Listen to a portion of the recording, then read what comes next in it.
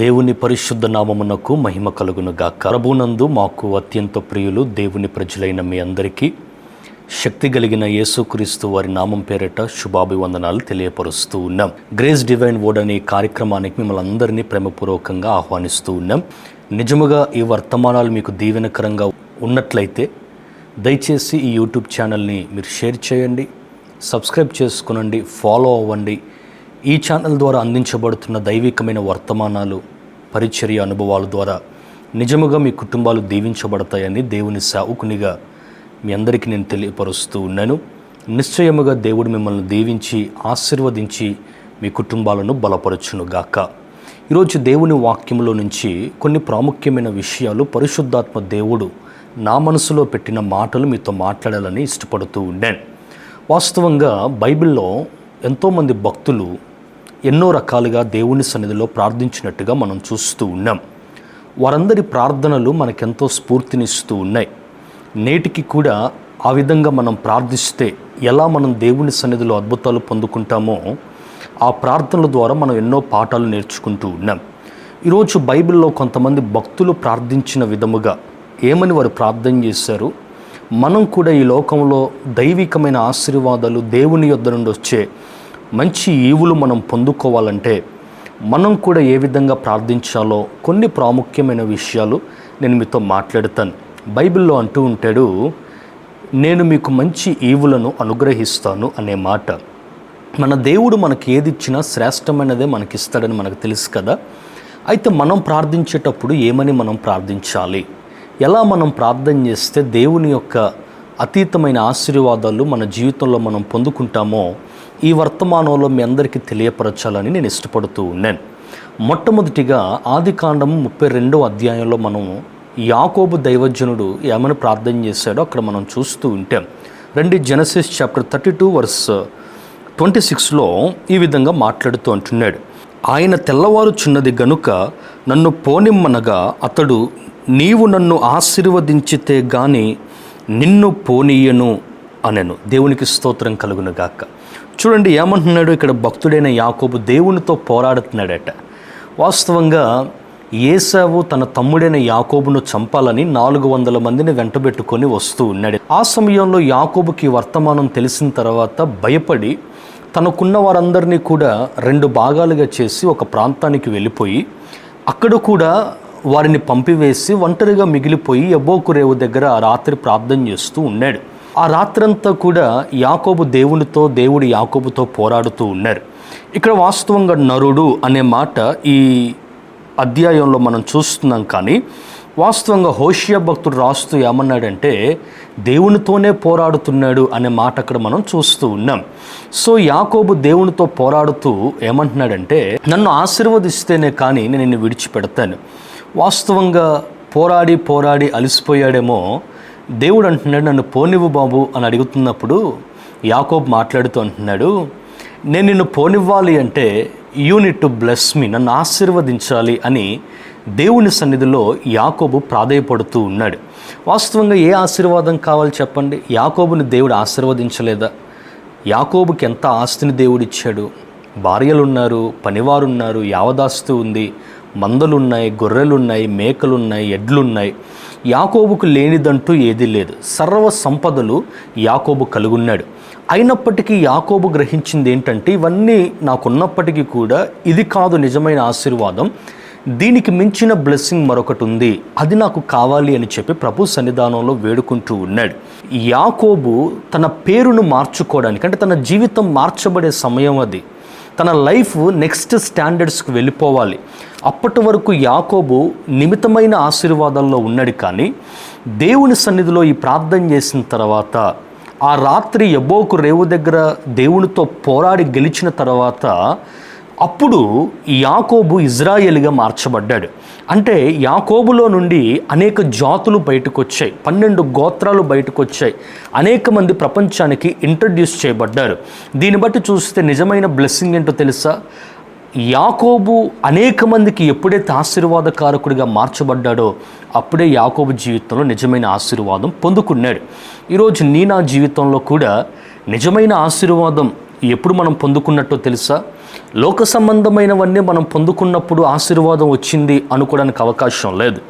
మనం ఎప్పుడైతే అనేక మందికి దీవెనకరంగా ఉంటామో అప్పుడు నిజముగా మనం దీవించబడినట్లు, అది నిజమైన ఆశీర్వాదం. ఈరోజు నీవు నేను యాకోబు జీవితంలో నేర్చుకోవాల్సిన పాఠం ఏంటి అంటే, నన్ను ఆశీర్వదిస్తేనే కానీ నేను విడిచిపెట్టనని యాకోబు అన్నాడు కదా. ఆధ్యాత్మికమైన ఆశీర్వాదం కొరకు యాకోబు ప్రార్థన చేస్తున్నాడు కదా. మనమందరము కూడా ఈరోజు ఒక ఆధ్యాత్మికమైన బ్లెస్సింగ్, ఒక స్పిరిచువల్ బ్లెస్సింగ్లోకి రావడానికి మనం ప్రార్థన చేయాలి. ఏంటి ఈ స్పిరిచువల్ బ్లెస్సింగ్ అంటే, తండ్రి కొంతమందినైనా నీ సన్నిధిలోకి నడిపించే భాగ్యం నాకు ఇవ్వండి, కొంతమందినైనా నీ వైపు త్రిప్పే కృప నాకు ఇవ్వండి. నేను నిజంగా అనేక మందికి ఆశీర్వాదకరంగా ఉండాలి. నా పాపములో నుంచి నాకు విడుదల ఇవ్వండి. చీకట్లో నేను బ్రతుకుతున్నాను, వెలుగులోకి నడిపించండి. నా జీవితాన్ని మార్చండి, నా బ్రతుకును మార్చండి అయ్యా అని చెప్పి నిజంగా మనము దేవుని సన్నిధిలో ప్రార్థన చేస్తే అప్పుడు దేవుడు మనల్ని అనేక మందికి బ్లెస్సింగ్గా, ఆశీర్వాదకరంగా దేవుడు మనల్ని మార్చి వాడుకోవటం ప్రారంభిస్తాడు.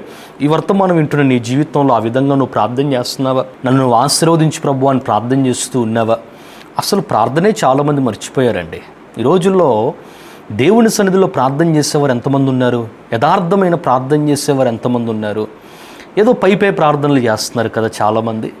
చెయ్యాలా వద్దా అన్నట్టుగా ప్రార్థన చేసేవారు కనబడట్లేదా?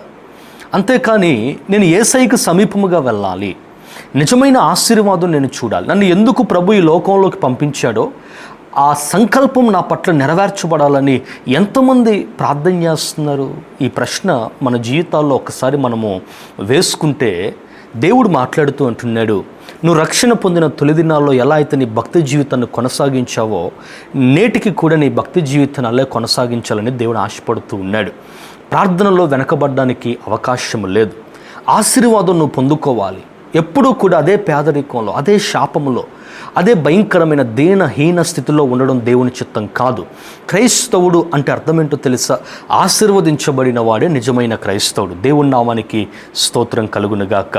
ప్రపంచం అంతా ఈరోజు క్రైస్తవ్యాన్ని వెర్రితనంగా చూస్తూ ఉంది. లోకమంతా ఈరోజు క్రైస్తవుని పట్టుకుని ఒక వెర్రివాడిగా చూస్తూ ఉన్నారు. క్రైస్తవుడు అంటే చాలామందికి చులకనైపోతూ ఉంది.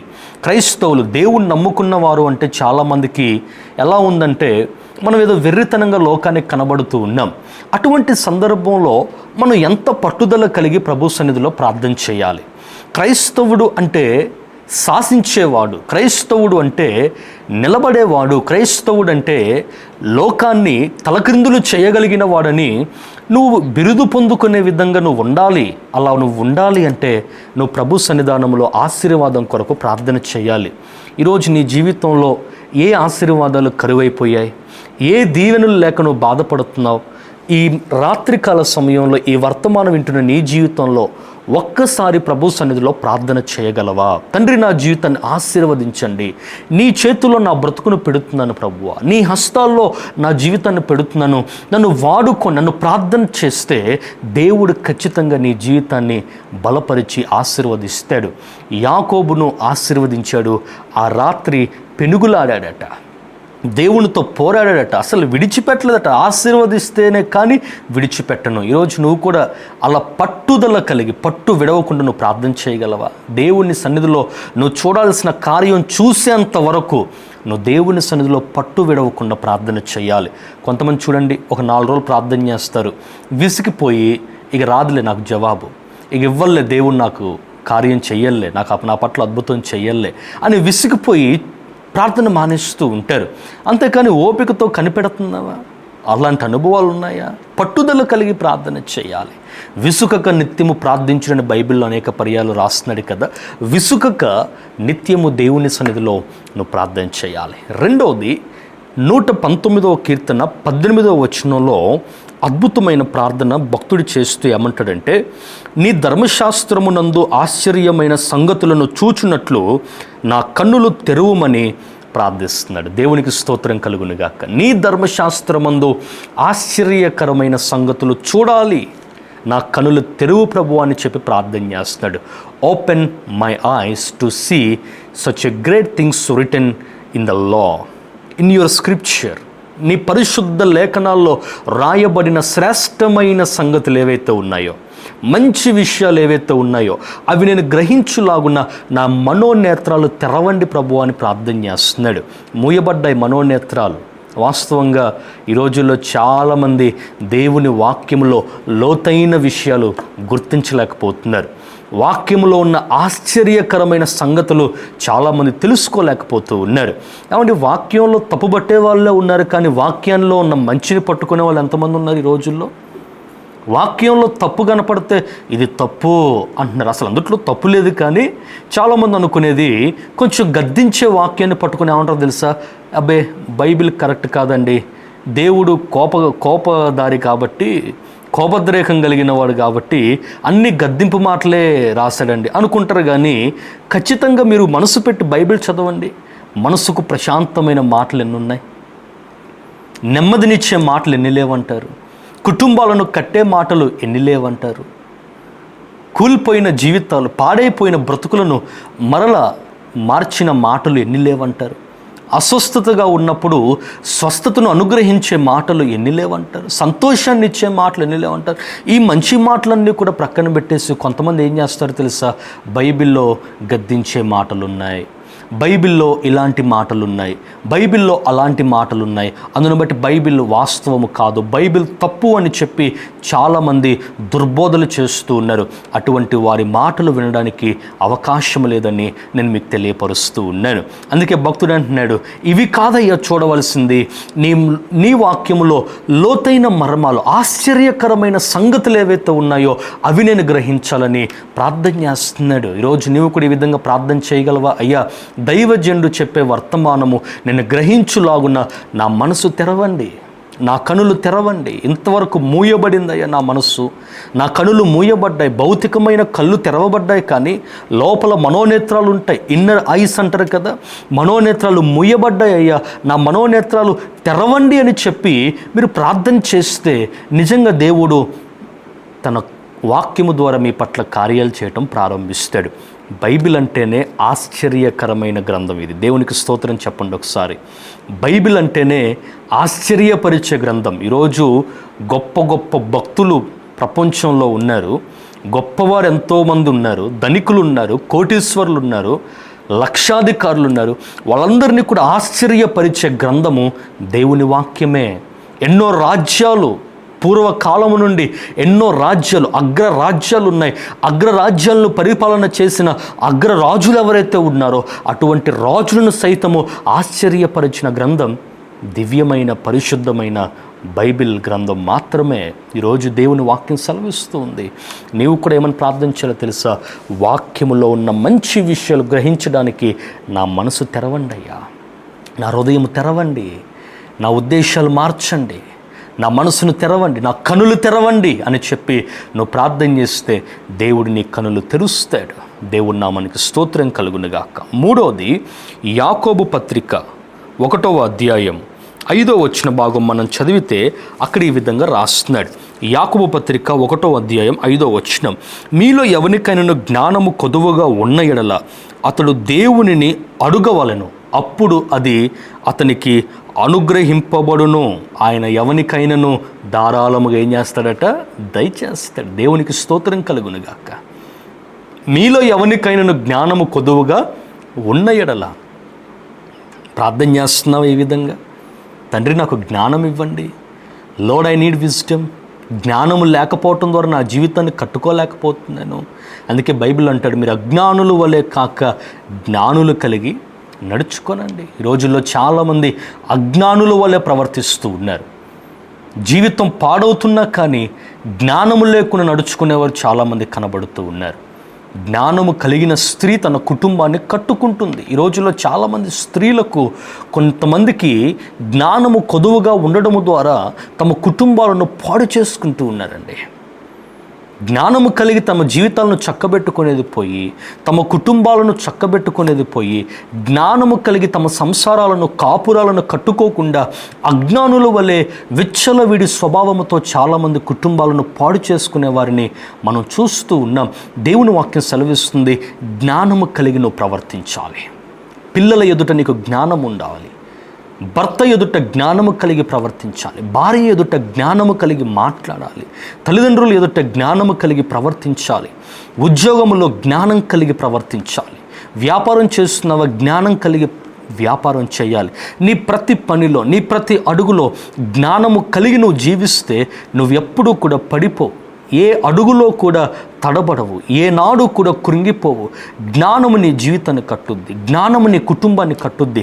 Wisdom will construct your life, wisdom will make you happy, wisdom will make you a good person.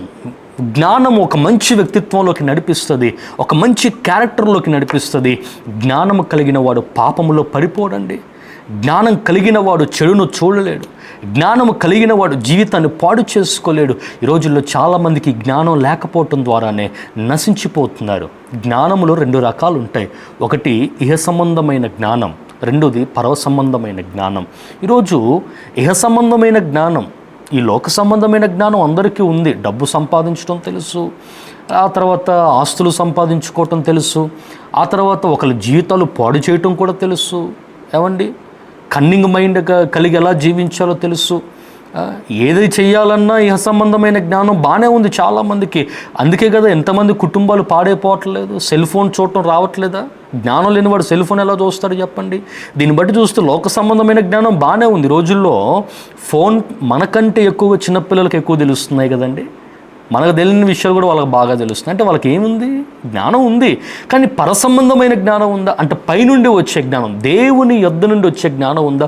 ఇది ఉన్నవాడు ఆధ్యాత్మికంగా బలపరచబడతాడు. అది మనకు కావాలి. పరసంబంధమైన జ్ఞానం కావాలి, దేవుని యొద్ద నుండి వచ్చే జ్ఞానం మనకు కావాలి. ఆ జ్ఞానం ఏం చేస్తుంది? ఎలా ప్రార్థించాలో మనకు నేర్పుద్ది. మన స్పిరిచువల్ స్టాండర్డ్స్ని బలపరచడం ప్రారంభిస్తుంది. పడిపోకుండా, తప్పిపోకుండా, చెడిపోకుండా, దిగజారిపోకుండా, ఆత్మీయ అనుభవాల్లో నుంచి పక్కకు వెళ్ళిపోకుండా ఆ జ్ఞానం మనకు కాపాడడం ప్రారంభిస్తుంది. ప్రతి ఒక్కరూ కూడా జ్ఞానము కలిగి నడుచుకోవాలి. ఎందుకు?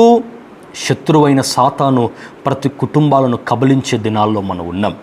ప్రతి విశ్వాసిని పడద్రోస్తున్నాడు సాతానుగాడు, పట్టేసుకుంటున్నాడు, కట్టేస్తున్నాడు, బంధకాల్లోకి బంధిస్తున్నాడు. మరి సాతాను కుయుక్తులు మరి ఇన్ని పనిచేస్తున్న దినాల్లో మనం ఉంటున్నాం కదా. మరి సాతాను చేతుల్లో నుంచి తప్పించబడాలంటే మనకి జ్ఞానం కావాలా వద్దా? ఖచ్చితంగా కావాలి. అందును బట్టి జ్ఞానము కలిగి నడుచుకోవాలి. జాగ్రత్త, జ్ఞానం కలిగి నడుచుకోండి. కొన్నిసార్లు సాతాను మనుషుల ద్వారా మన జీవితంలోకి వస్తాడు. కొంతమందిని మనుషులను ఏర్పాటు చేసుకొని లేనిపోయిన మాటలు మనకు చెప్పి దేవుళ్ళలో నుంచి వెనక పడేయాలని కూడా సాతాను ప్రయత్నిస్తూ ఉంటాడు. సైతాను ఉద్దేశం ఏంటో తెలుసా? ఎల్లప్పుడూ కూడా నిన్ను దేవుళ్ళలో నుంచి తప్పించాలనే సాతాను యొక్క ఆలోచన. అటువంటి వారితో నువ్వు జాగ్రత్తగా ఉండాలి. బైబిల్లో ఒక చోట మాట్లాడుతూ అంటాడు, నా జనులు జ్ఞానము లేక నశించిపోతున్నారట. జ్ఞానము లేక నశించిపోతున్నారు. ఈరోజు ఆ జ్ఞానము నీకు కావాలని ప్రార్థన చేయి. నీ పిల్లలకి జ్ఞానం ఉందా? నీ పిల్లలకు తెలివితేటలు ఉంటున్నాయా?